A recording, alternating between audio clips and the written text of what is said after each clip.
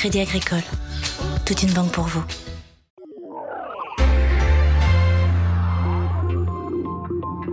Chambéry BD m'a proposé de modérer des tables rondes dans cette rencontre professionnelle, animée avec des éditeurs, des bibliothécaires, des libraires, des auteurs, autour de sujets qui intéressent les bibliothèques. Le premier était les bandes dessinées documentaires et les sujets de société.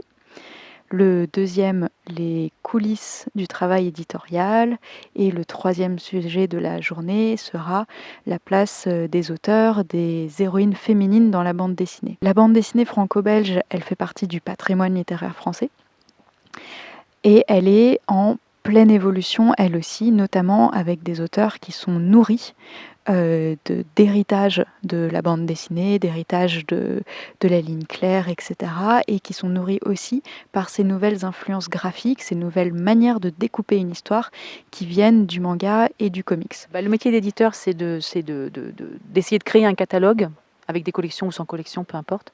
Et surtout de trouver les auteurs de demain qui vont pouvoir faire la bande dessinée de demain, les accompagner au mieux de ce qu'on peut faire et faire en sorte de faire les meilleurs livres que l'on peut. Et je reçois ce que je disais, entre 5, 6, 7, 8 projets par jour, donc vous pouvez faire le calcul. Donc c'est dire beaucoup non, et quand on dit oui, par contre, c'est s'engager à 100%.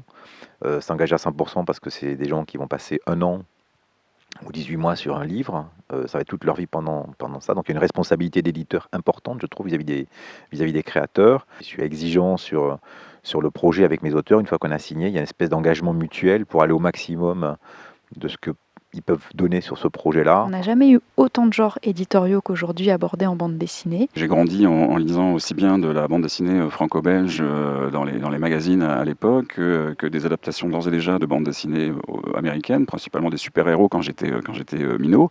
Et puis ensuite, on s'intéresse à d'autres auteurs dans d'autres registres. Et puis, depuis maintenant une vingtaine d'années, je suis éditeur spécialisé en bande dessinée américaine.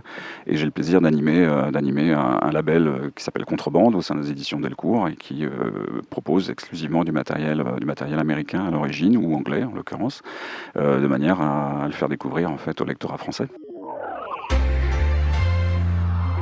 C'était votre reportage Savoie News avec le Crédit Agricole des Savoies.